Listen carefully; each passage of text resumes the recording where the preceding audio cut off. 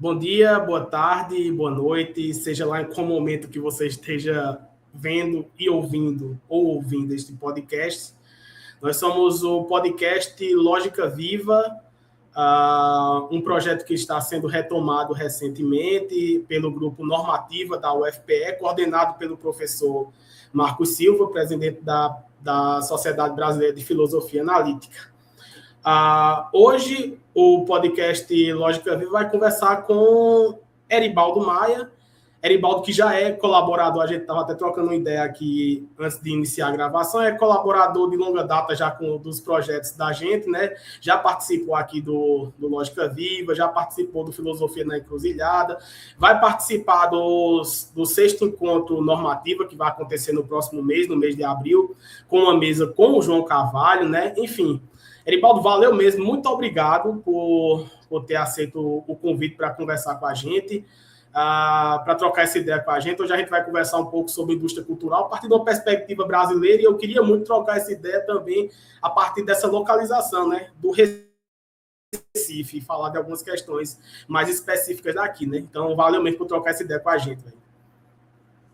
Eu que agradeço o chamado e estou sempre à disposição para estar conversando com todo mundo da UFPE, afinal de contas, faz parte da minha vida e certamente a pessoa que eu sou passa pela universidade pública, pelo programa da filosofia, pelo departamento de filosofia lá, certamente. Então, não é um chamado, é sempre uma convocação que eu atendo com muito bom grado e com muito gosto.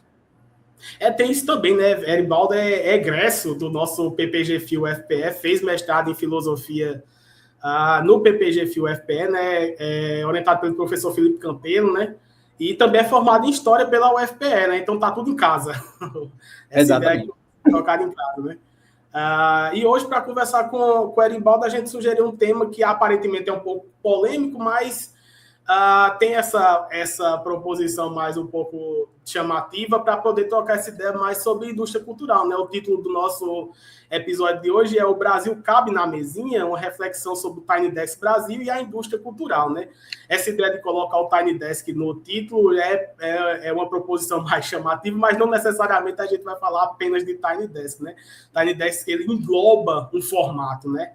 Ele engloba um formato que está sendo aparentemente muito bem aceito, né? Hoje em dia no Brasil, e que a galera está consumindo muito. Eu me lembro de ter contato primeiro com o Tiny Desk lá dos Estados Unidos, que é uma proposta bem interessante também. A gente consegue ter contato com vários músicos que a gente normalmente não teria, né, a partir daquele momento, né? Se tornou uma coisa bem pop mesmo, né? De você redescobrir artistas, de você descobrir artistas, mas eu queria iniciar essa troca de ideia contigo para falar a partir dessa nossa localização, né? É interessante a gente ver que eu sou paraibano, né? De onde eu venho, as coisas acontecem um pouco diferente, né?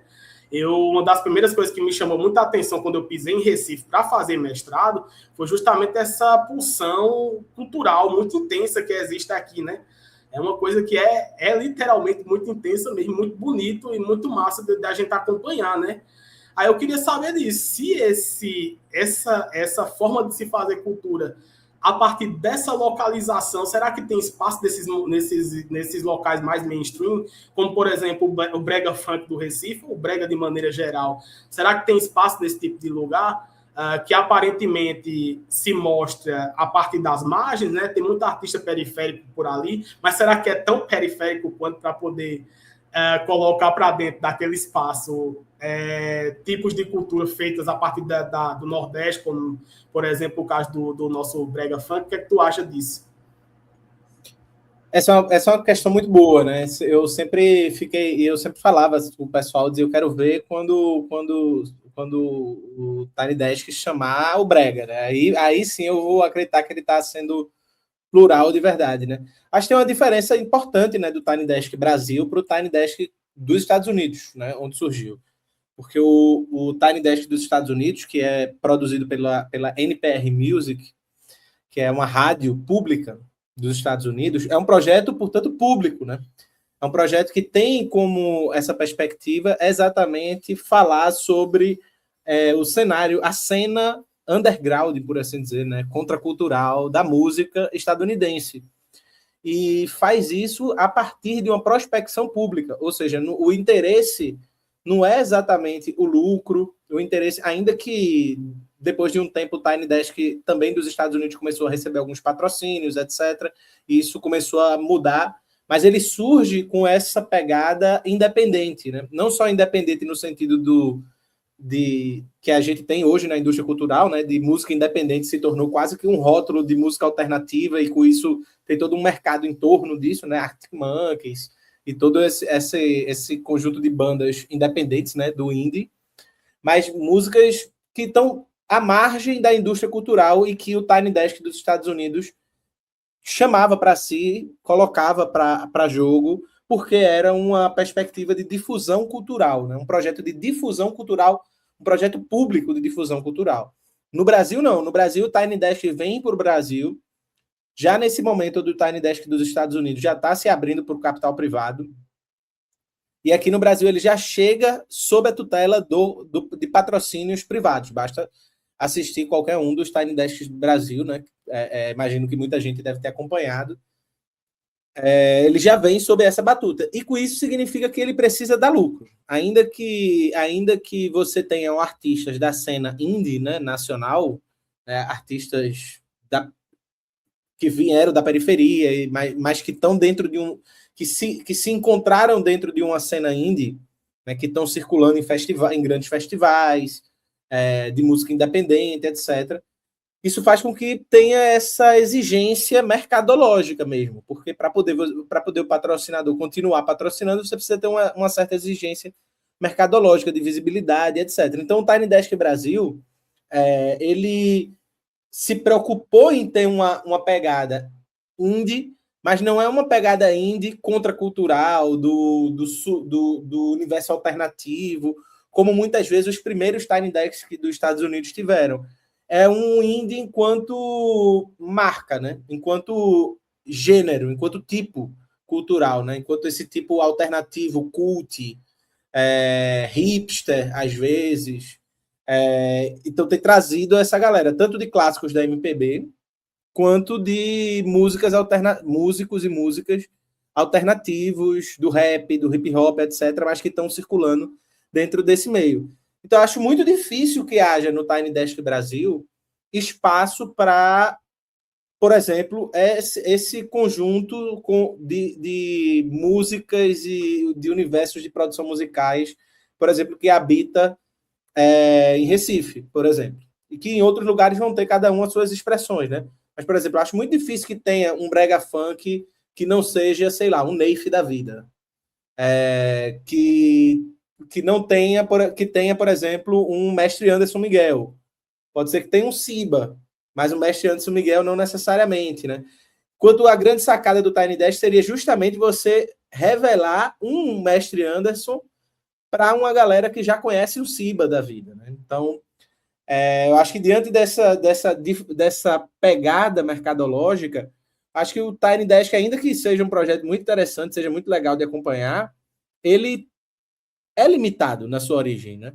Ele se torna mais limitado do que no Brasil, do que quando foi no surgimento nos Estados Unidos, né? Nos Estados Unidos é um projeto de difusão cultural pública, e no Brasil ele vem já sob a batuta, que eu acho que é da Volkswagen, alguma coisa assim, de uma empresa privada grande que vai, portanto, trazer tudo isso, né? Tanto que o Tiny Desk se chama Tiny Desk porque ele era no escritório da rádio pública, né? Então, aqui não, aqui se monta um escritório, etc. Uma pegada diferente, e claro, por essa pegada tem uma outra perspectiva, que é a perspectiva de mercado, de visualização, de likes, de visibilidade, desses circuitos de visibilidade, e não necessariamente de circulação de novos produtos culturais. Mas isso é interessante.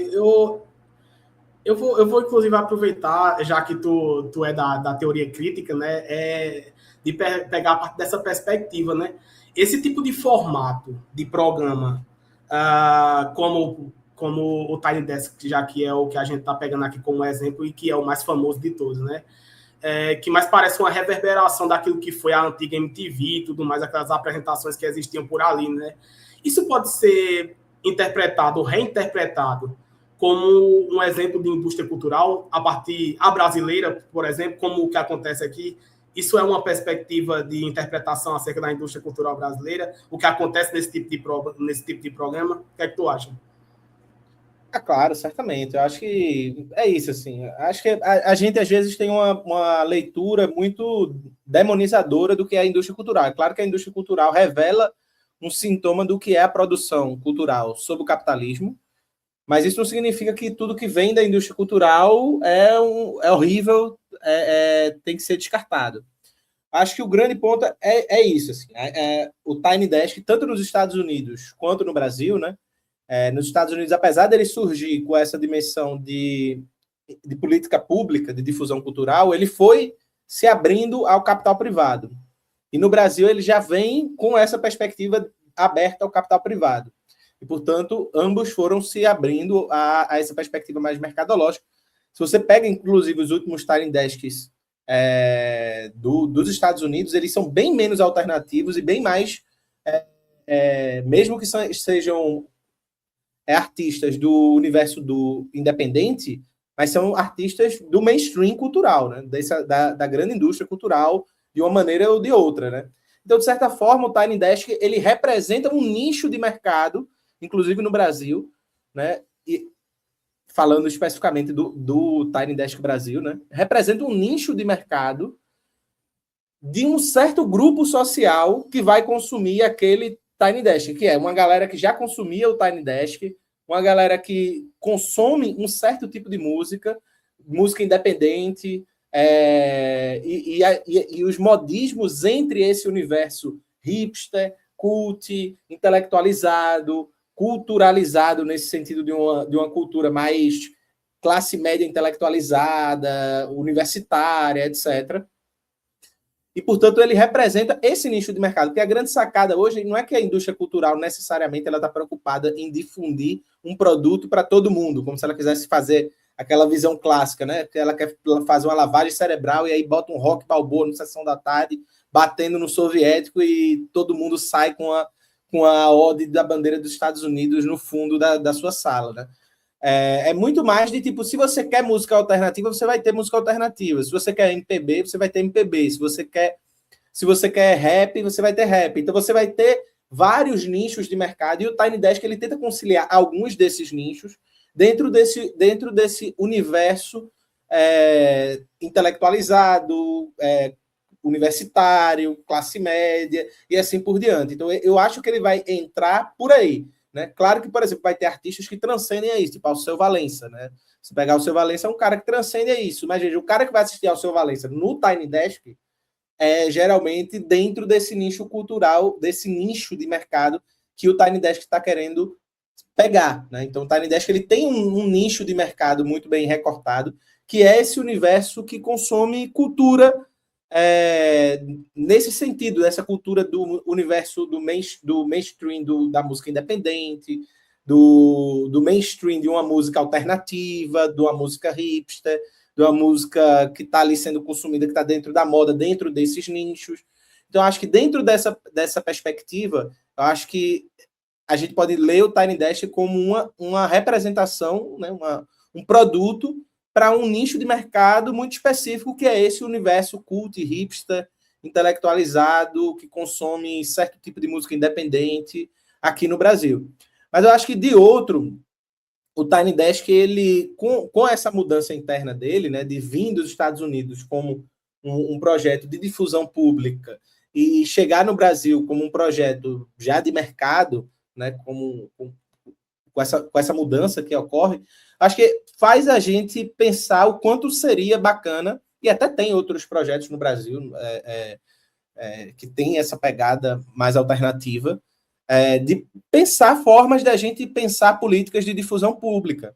Né? Por exemplo, investimento na rádio universitária, né? O pessoal da rádio universitária faz coisas, mas precisa de mais investimento. Né? Então, investimento na universidade, né? Nos cursos de artes, por exemplo, lá no pessoal do CAC, né? Para circular essas produções.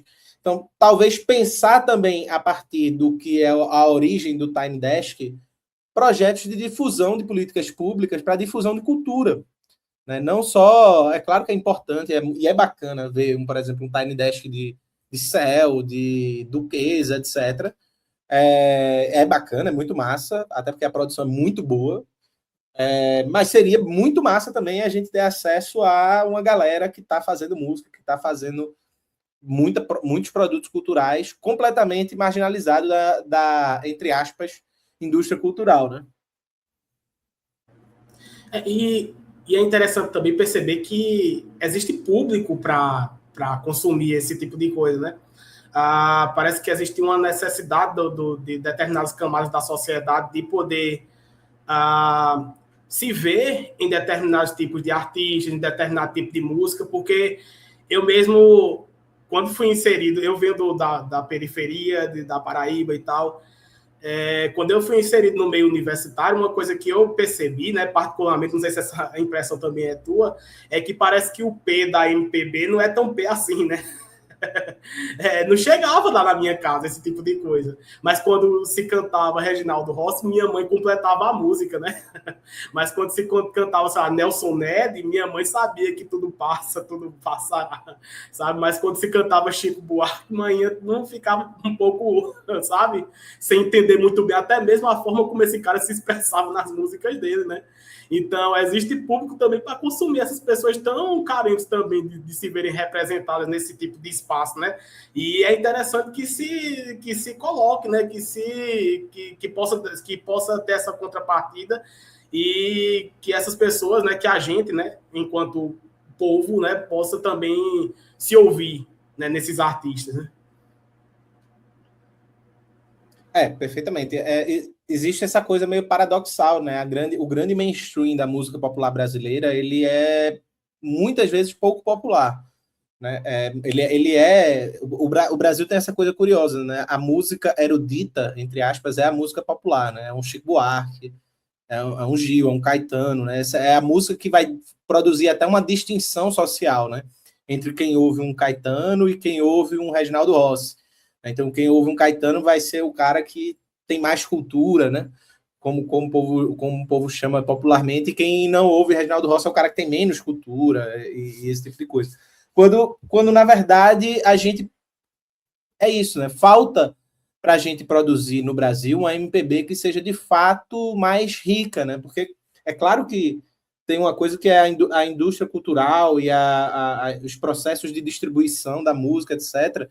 Eles foram produzindo tanto nicho que a gente hoje você tem mais divisão ainda nos consumos da música, né? Então, mesmo que o Chico Buarque, por exemplo, fosse um cara mais ligado, fosse muito consumido pela classe média, por uma elite cultural, etc., pessoas nas periferias ouviam Chico Buarque, reconhecem Chico Buarque, conhecem a música de Chico Buarque, Tim Maia, Jorge Ben, etc.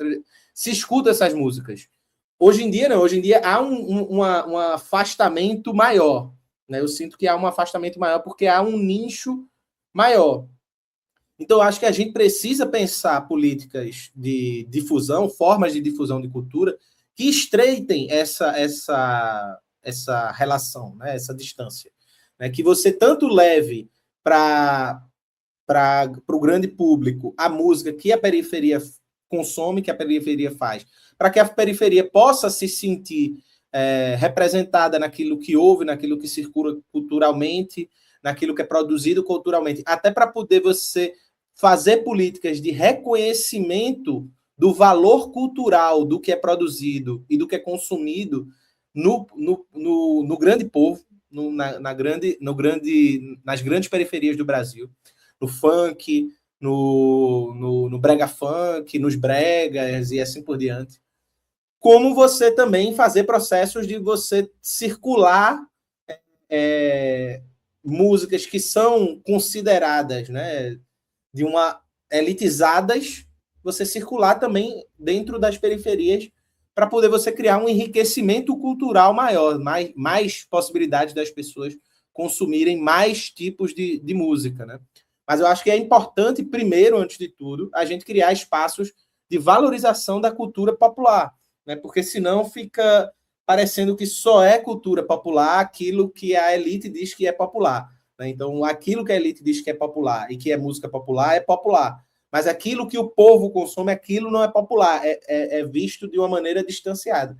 O brega é um bom exemplo disso, né? Porque o brega, ele durante muito tempo, inclusive em Recife, né? Isso só vem mudar dos anos 2000 para cá. O brega é visto como uma música pobre musicalmente, pobre poeticamente, pobre como produto cultural e de pobre, né? Ou seja, é uma música várias vezes pobre, né? E uma música que o próprio nome já era uma espécie de distinção social, né? Era o brega que era remetido automaticamente àquilo que é feio, àquilo que é do mau gosto, àquilo que é que não deveria estar sendo ouvido, né? Então o brega vem desse lugar de ojeriza, de escanteamento social.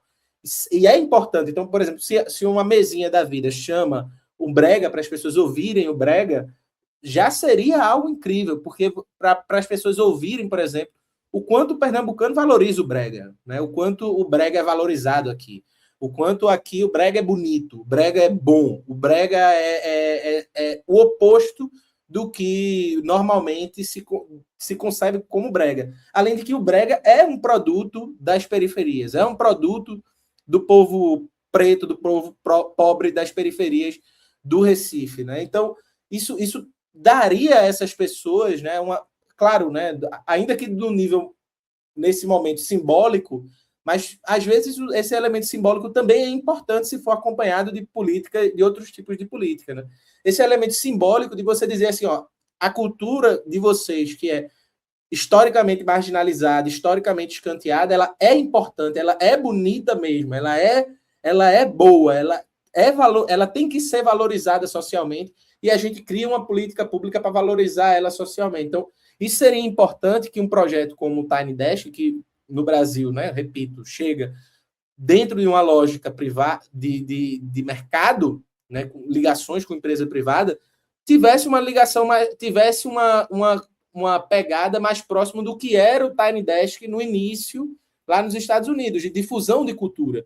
E aí você ter, sei lá, uma Labaredas, um Conde Sobrega, você ter, por exemplo, pessoal do reggae do Maranhão, do jazz do Maranhão. O Maranhão tá com uma cena de jazz forte lá. Então você vê a galera da cena alternativa do punk de São Paulo. Enfim, você trazer uma galera de fato diferente, de fato alternativa em relação à indústria cultural, né?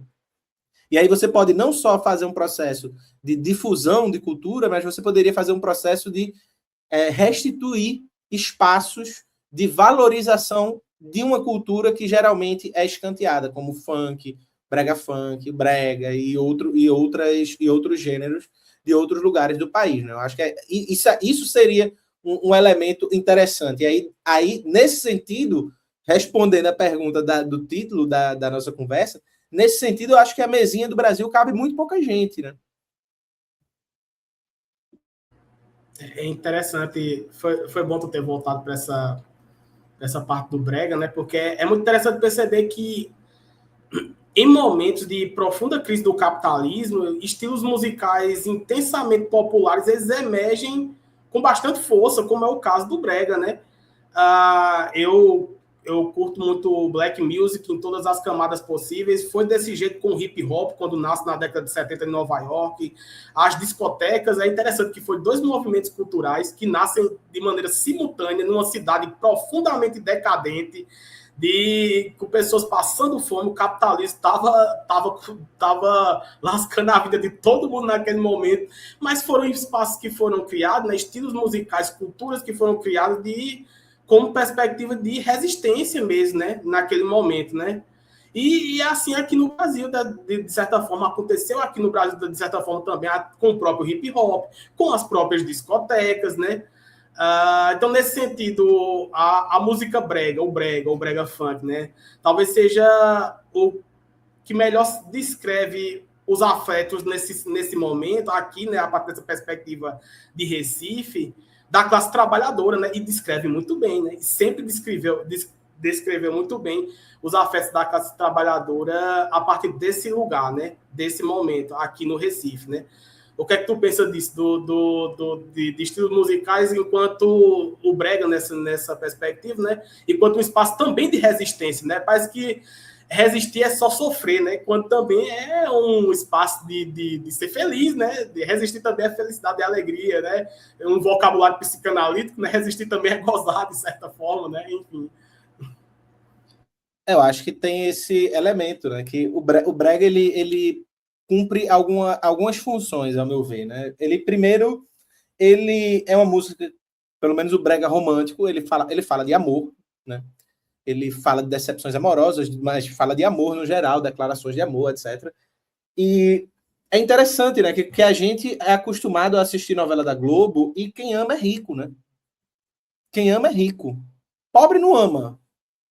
E até o pobre da novela da Globo é um pobre gourmet, né? É um pobre que ele mora numa casa que tu diz assim, pô, casinha arrumada, velho. Assim, é um pobre bem gourmetizado, né? Então, parece que o pobre mesmo, ele não tem direito ao amor. Ele não se vê representado no amor. Ele não tem acesso, muitas vezes, à literatura por falta de bibliotecas públicas, de incentivo à leitura, etc. Muitas vezes. Então, o brega ele é um espaço que diz a ele, né? Veja, eu sei que você ama também, né? E que você tem uma gramática de amor própria. E a gente reconhece isso. Você é um sujeito. E você dizer que alguém é um sujeito que ama e que é amado, e que sofre de amor, e que perde um amor, e que briga por um amor, e que faz uma declaração de amor, e que arruma um amante, se separa, volta e vai e vem. É você dizer que aquele sujeito que no Brasil geralmente é, né, o preto, pobre, periférico, que é amassado pela polícia, esquecido pelo poder público, à margem das instituições, à margem do direito à educação, do direito à saúde, do direito de um trabalho, à margem da perspectiva de um futuro diferente, muitas vezes, né? Isso veio mudar muito recentemente, né? Com acesso da política de cotas, etc. Então, um grande grupo social que muitas vezes estava à margem da sociabilidade e que é visto e tratado pelas pessoas, que é tratado pelo poder público, que é tratado pela polícia como sub-humanos, muitas vezes. Você dizer que essas pessoas têm direito e que são pessoas que amam e que sofrem por amor e que fazem declaração de amor e todo esse tipo de coisa, é você reconstituir algo de dignidade daquele ser humano. É claro, não vai ser uma expressão de amor de Shakespeare, ainda que tenha o brega lá chamado Shakespeare apaixonado. Né? Enfim, não vai ter uma declaração de amor à la Shakespeare, porque foi feito no Morro da Conceição e não na Inglaterra.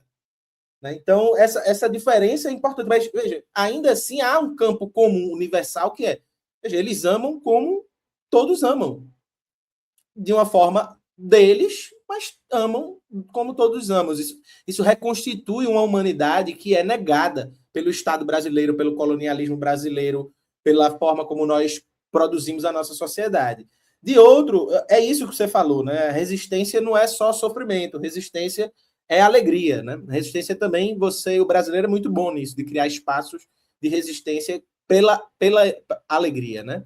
Então, o brega produz espaços de sociabilidade na mesa do bar, na quadra das periferias, nas ruas, no paredão do carro, do brega funk, e produz esses espaços que são negados. Veja, o poder público nega espaços na periferia, nas favelas do Brasil, espaços de lazer. Veja, não há nas periferias uma biblioteca pública, não há, muitas vezes, um parque bem estruturado, não há uma pista de Cooper decente, um espaço para andar de bicicleta decente, um espaço para andar de skate de maneira decente, para jogar uma bola de maneira decente. É tudo muito improvisado. E os espaços públicos que são construídos na periferia são construídos muito comunitariamente, desde a pelada da várzea até o brega, que se torna mais um desses espaços, onde você pode ter a mulher que vai dançar, o cara que vai dançar, a pessoa que vai lá ouvir só um som e chorar uma mágoa, a pessoa que vai lá tomar uma cerveja para ver se arruma alguém para ficar. E, bem, isso faz parte da sociabilidade de uma maneira geral. Isso também lembra, porque está dentro da cultura do brega funk, muitas vezes, que é a cultura do rato, né, das periferias, né, dos ratos e das ratas, né? E eu vi muitas postagens, assim, principalmente de um pessoal de fora, da classe média, etc. Assim, tá vendo? Isso é um absurdo, a galera faz tudo por um like, né? Tá aí no esgoto porque faz tudo por um like. Assim, nós vivemos numa cultura que esses jovens não têm perspectiva de futuro, a gente não tem perspectiva de futuro também, tá tudo muito difícil, tudo precarizado, os empregos super precários, e todo mundo, querendo ou não, até eu, tá na internet mendigando like. A diferença é que eu tô dando, que eu vou na internet, falo sobre Hegel, e ele vai para o esgoto e faz o bar do ratão. Ou seja, ele transforma aquela realidade que era invisibilizada, porque enquanto ela existia e não aparecia no Instagram, estava tudo ok. Estava tudo ok. Enquanto agora aparece no Instagram, aí é um grande absurdo que os jovens da periferia estão andando no meio do esgoto e falando igual a ratos, e isso é um absurdo porque eles estão fazendo tudo por like. Meu amigo, mas Virgínia faz tudo por like. Tá todo mundo fazendo tudo por like. Hoje em dia, se você é um psicólogo, você tem que ter um Instagram de psicólogo. Às vezes você odeia estar na internet, mas tem que estar porque você tem que fazer isso para ganhar dinheiro. Então, assim, isso também são expressões, né, diferentes e culturais dessa complexidade da qual uma mesinha não vai dar conta, principalmente se essa mesinha é patrocinada, por exemplo, por uma Volkswagen da vida. Assim. Não vai dar conta. E aí, não por ser uma empresa qualquer, mas podia ser qualquer empresa, mas não vai dar conta porque, sendo assim, você precisa fazer algo por dinheiro. E se você não faz, você perde a chance de ter essa galera do brega, essa galera dos rata, essa galera do brega funk, essa galera do brega do Pará, por exemplo, que tem uma galera gigantesca para além da Gabi Amaranto. Enfim, que podia estar aí e que a gente podia estar pensando em difusão cultural, até como espaço de repensar essas realidades, sabe? Pensar a complexidade dessas realidades que surgem e que brotam esses estilos. E como você falou, né? É sempre interessante como a música é sempre um espaço de elaboração da condição precária que vive as periferias. Então você vê isso do jazz, do samba, do hip hop, do mangue beat, enfim, diversas expressões culturais que vieram da periferia, né? Como tu falou, né? Existe uma gramática, né? Não é apenas música. Isso é interessante, né? Existe toda uma gramática que circula pelo meio, né? Que vai do estilo de se vestir, dos ambientes que se frequenta, da forma como se fala, das letras. Eu acho que a música é tipo a cereja do bolo, né? De tudo que é feito em volta da coisa e tudo que é protestado em volta da coisa, né? E também essa gramática, como tu também falou, né, ela pode ser subvertida para que ela possa habitar determinados tipos de camadas do mainstream, né? A higienização do próprio brega pode acontecer para que ele habite, por exemplo, o Tiny Desk, que isso pode ser uma exigência, né? Em determinado momento. Eu lembrei, enquanto tu falava de um documentário, não sei se tu já assistiu, que é um documentário do Ken Burns sobre jazz, né? Com o Wynton Marsalis. Eu adoro jazz, né? E são 10 episódios, está no YouTube, né? O Wynton Marsalis explicando a história do jazz inteiro. O Wynton Marsalis, ele é um jazzista, né? Ele é um teórico do jazz, ele é curador do Lincoln Center lá nos Estados Unidos, né? E ele, no primeiro episódio, ele vai explicar o que é que significa a palavra jazz. É interessante demais. Ele diz, olha, tem explicação com força, meu irmão. A que você quiser, você vai encontrar. Mas a que eu mais gosto é o seguinte... homens negros, né, as pessoas negras lá no começo do século XX, elas iam para a igreja, né, no domingo pela manhã, mas antes de ir para a igreja, o homem ia para o cabaré, né? Ele ia para o cabaré antes de ir para a igreja tocar piano, tocar os instrumentos musicais e tudo mais, né? E quando ele chegava na igreja, ele chegava cheirando a jasmim. Aí, aqueles homens negros que tocavam na igreja, eles eram maus porque eles cheiravam as prostitutas, né? Aí o Marsalis vai dizer, isso foi retirado historicamente. Eu nem sei se isso é verdade, mas que tal a gente absorver isso? Porque eles querem tirar da gente até mesmo o sentimento de ser alguém que seja uma pessoa comum, que bebe, que fica com mulheres, que frequenta esse tipo de lugar. Então, vamos retirar o processo de higienização e vamos se impregnar justamente daquilo que nós somos. E nós somos o povo, meu irmão. Tá ligado? Nós somos gente também. Nós não somos dessa camada elitizada que quer a todo instante, né, mostrar a todo momento que é limpa demais. Nós não somos limpos, nós somos jazzistas justamente porque nós somos sujos pela história, sujos pelo racismo, sujos pelo colonialismo, né? E que é culpa deles, inclusive, né? Essa higienização é feita por eles, inclusive, para poder sair bem na foto, né? E absorver a nossa cultura, né? Mas quando se pratica esse processo de higienização, higienização, talvez uma higienização gramatical, né? Para poder habitar nesses espaços mainstream da cultura periférica, né? Quando se higieniza a cultura periférica, a música periférica, no caso do brega, provavelmente pode acontecer em algum momento, né? O que se perde, né? O que é que tu acha? O que é que se perde quando se faz esse processo de higienização da cultura periférica para que ela habite espaços mainstreams? Eu acho, primeiro, que assim é muito difícil você julgar qualquer artista, principalmente que vem da periferia, quando ele passa por um processo de higienização, e isso acontece. Eu acho que isso já está acontecendo com o brega, já vem acontecendo com o brega. Tipo, eu acho que a relação hoje das periferias com o brega já é diferente do que era, sei lá, quando eu tinha uns 15 anos e ia pro show de Labaredas pagando R$ 5 com o pai dos meus sobrinhos, né? E era isso, ele levava a gente, era baratinho, ficava as famílias ali ouvindo o show e tal. E era o cara da comunidade, né? O Labaredas era o cara que morava na comunidade, né? Então, acho que já é uma relação diferente, por exemplo, com a Priscila Senna, Rafaela Santos, o próprio Neif, né? São pessoas que não moram nas comunidades mais, né? Eles moram em mansões, etc., esse tipo de coisa. Então, acho que já vem passando por um processo de higienização e de que o pessoal chamaria de gourmetização, né? Dá uma gourmetizada, faz um rebranding da imagem para poder você vender melhor, né? Que é isso, né? Pô, o Mitov, você olha para o Mitov e você diz assim, isso aí você encontraria num bar qualquer, você encontraria ele num bar tranquilamente, né? E possivelmente você realmente encontraria.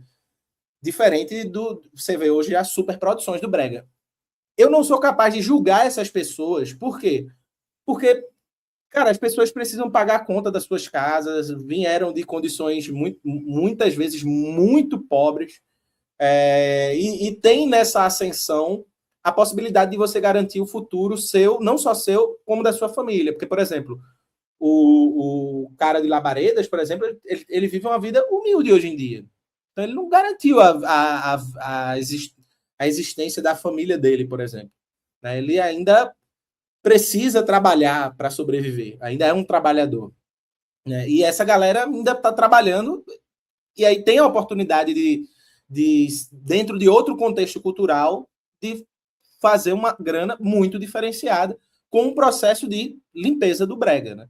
E aí esse processo passa por diversas coisas e passa também pela conquista do próprio movimento brega como um todo, de ser reconhecido como um movimento cultural importante da cidade, coisa que é dos anos 2000 para cá. Então isso é uma conquista popular, mas por outro lado ela terminou produzindo as condições para você higienizar o próprio gênero. Agora, ao fazer isso, ainda que eu não possa julgar, e eu não julgo esses artistas que passam por esse processo de maneira nenhuma, mas ao fazer isso, você perde. Porque qual é a sacada da indústria cultural, né? A indústria cultural, o grande ponto é que ela não produz música boa ou um produto cultural bom ou ruim. Um produto cultural não é bom ou ruim porque é da indústria cultural. Ele pode ser bom ou ruim. O ponto é que ele, quando Adorno fala dessa homogeneização que a indústria cultural produz, ele não está falando isso no sentido negativo, necessariamente. Ele está falando no sentido que, veja, tudo é mercadoria. Ao você se higienizar, o que você higieniza é os aspectos que não cabem na forma mercadoria. É isso, assim. Aquilo que... Essa história que você contou do jazz, né? Inclusive, eu vi ela num podcast, então, possivelmente, essa história tem algum fundo aí de verdade. Mas o que é que essa história mostra? Assim? Que, veja, você precisa limpar aquilo que é sujeira, né? Porque aquilo que é sujeira não cabe na forma mercadoria. Né? Você precisa fazer caber na forma mercadoria. E a forma mercadoria ela tem esse elemento homogeneizador e que iguala tudo, e que para igualar tudo, para poder ser trocado, intercambiável. Né? Então, esse processo de higienização, o que você perde é esse elemento de singularidade, né, da obra artística. Esse elemento singular, né? O elemento que faz do brega algo que não é igual a nenhum outro gênero. Né? O que faz, por exemplo, o jazz, né? Que tu falou assim, pô, jazz é a música dos caras que era muito periferia, muito quebrada nos Estados Unidos. Os caras de um contexto totalmente difícil, bizarro, assim, tem muita influência, né, daqueles cantos de trabalho dos negros escravizados. Então, assim, o jazz ele está longe de ser essa visão elitizada que, por exemplo, aqui no Brasil se tem do jazz. Né? Porque a recepção do jazz no Brasil já é uma recepção do jazz via mercado. Então, essa higienização, o que ela perde é esse elemento singular, que ao mesmo tempo é o elemento subversivo. A singularidade é que é o elemento subversivo. Aquilo que é incapaz de ser comparado e trocado por qualquer outra coisa. É aquilo que faz o brega. É o que faz do jazz o jazz. A partir do momento que você tira isso, você faz com que um gênero seja intercambiado para qualquer outra coisa, porque ele é só mais uma mercadoria. E é claro que isso não significa que aquela produção vai ser ruim. Só significa que ela é uma mercadoria. E isso tem essa consequência de você suprimir a singularidade desse elemento estético, né? Dessa experienciação estética, fazendo com que, de certa forma, você termine consumindo aquilo ali, mas você consome de uma maneira que é como se você apenas tivesse escolhido mais um produto. Aí, do mesmo jeito que você escolhe um tipo de chocolate específico, que é o que você gosta, você vai escolher um tipo de música específico. Mas aquilo não vai produzir essa experiência, que é a experiência da partilha, né? da construção de um espaço, né? Que alguns gêneros ainda têm, né? Ainda é produzido nas periferias, mas que sempre a indústria vai tentando cooptar e capturar para poder ir neutralizando esses aspectos para produzir tudo sobre uma forma de mercadoria. Né? Massa. E, inclusive, também o aspecto político, né? Também de certa forma, também é capturado para ser higienizado, neutralizado, né? E a gente já está se encaminhando agora para o fim. Eu queria finalizar justamente com essa questão, né? Como é que tu vê a relação entre cultura pop, arte periférica e formação política? Porque nós também estamos falando de atos políticos, né? De reivindicações populares, né? Através de um gênero popular, de um gênero musical, né? Esses lugares de resistência cultural, como é o brega, né? Eles cumprem um papel fundamental de resistência política também, né? Eu queria que tu comentasse sobre isso. Eu acho que tem esse debate, principalmente quando envolve cultura pop, etc. Né? A gente fala muito, por exemplo, da própria mesinha, etc. Muito ligado à indústria cultural, muito ligado ao mercado da música, ao mercado cultural, etc. Eu acho que é muito difícil hoje algo que escape à própria indústria cultural. Né? Talvez o picho seja algo que escape à indústria cultural, Nações de Maracatu, Cavalos Marinhos e esse tipo de expressão cultural que em outros lugares vão ter nas suas formas, mas que vão estar escapando, né? E também há, né, essas construções coletivas nas periferias, né? Tipo os bailes, os bregas, as gafieiras, que vão escapando e vão produzindo espaços de socialização e que são muito importantes. Mas eu acho que o mais importante ainda é como a gente, mais do que criticar a indústria cultural, acho que o mais importante é a gente criticar a recepção da arte. Né? Como a gente recepciona a arte. Se você pegar, por exemplo, um Eisenstein e a pessoa receber isso como um produto cult de que, veja, eu vou assistir a Eisenstein e isso vai me dar uma distinção social. Eu sou aqui o cultizão do cinema porque eu assisto Eisenstein. Veja, o cara era comunista, o filme dele era explicitamente comunista, explicitamente com uma intenção revolucionária, anticapitalista, e não vai adiantar nada porque aquilo vai se perder numa atitude, numa recepção que está conforme com que certa ideologia de manutenção da ordem quer. Então, acho que existe um elemento que pegando um pouco o que o Rancière fala, que é você confiar na inteligência do espectador. Então, a gente tem que cobrar do espectador também que ele receba a arte e faça dela uma arma crítica.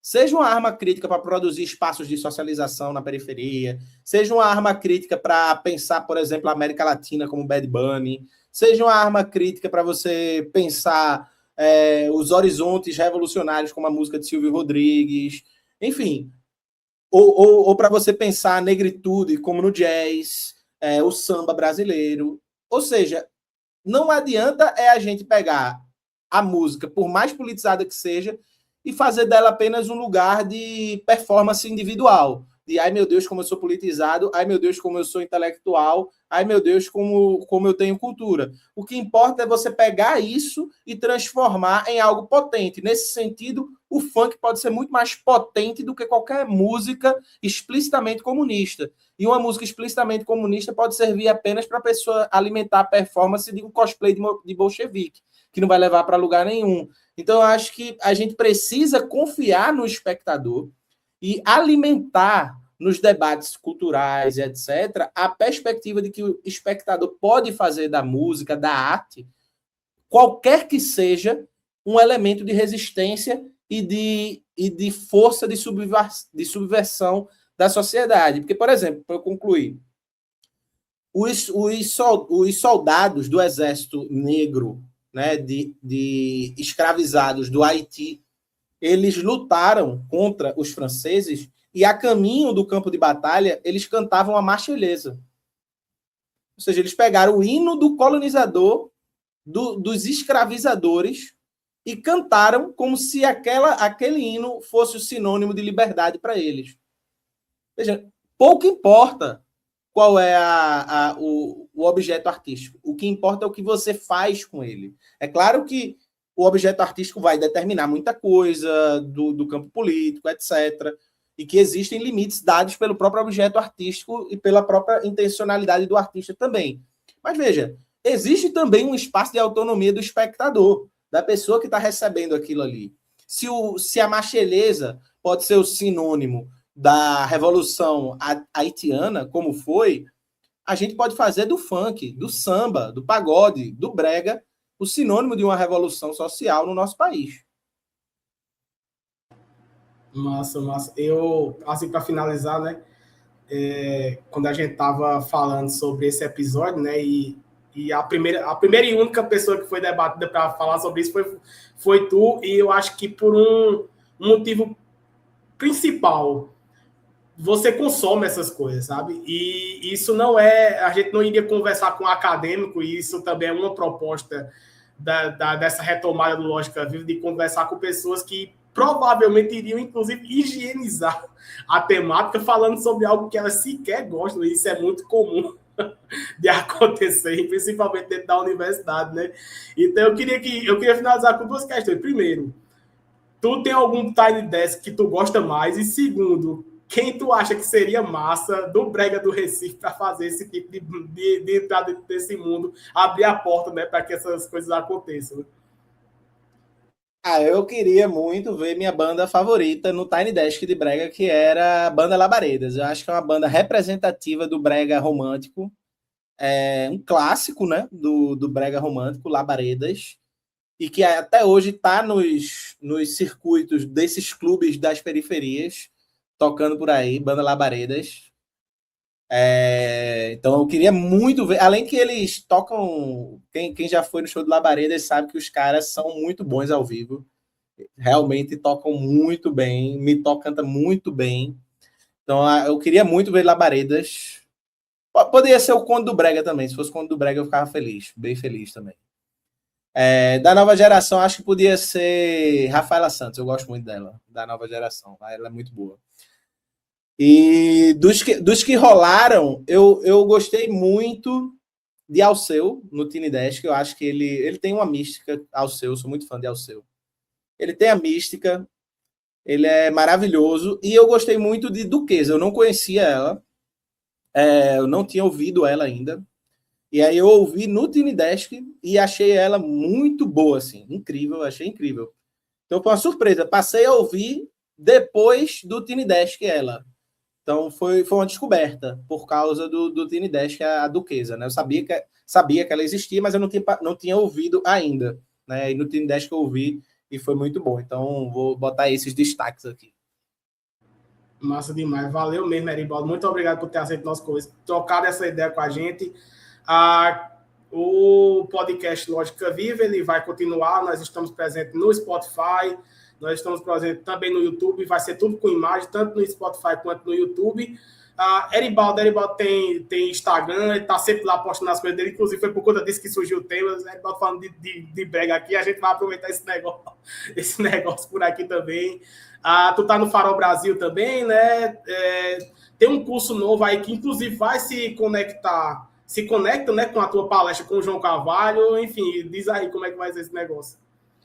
Não, o Instagram tá lá, é só seguir Eribaldo Maia. E o curso começou recentemente, inclusive com um colega lá da filosofia, Matheus. A gente está falando sobre Mark Fisher, né? Então a palestra que com o João vai ser sobre como superar o realismo capitalista. O curso também vai tocar nessa temática, né? E o Mark Fisher também era um cara que ele não era do Brega, né? Não teve a alegria de conhecer o Brega. Aí ele ficava no submundo da música eletrônica, que era o mais próximo que a Inglaterra conseguiu fazer de uma música da periferia. Foi a música eletrônica, né? Também ser inglês é um negócio meio triste, né? Mas é isso. Estou lá no Farol Brasil e geralmente, vez ou outra, no Instagram tem novidade, né? Beleza, valeu, Eribaldo. Muito obrigado e até a próxima. Valeu, gente. Valeu, meu querido. Tchau, tchau.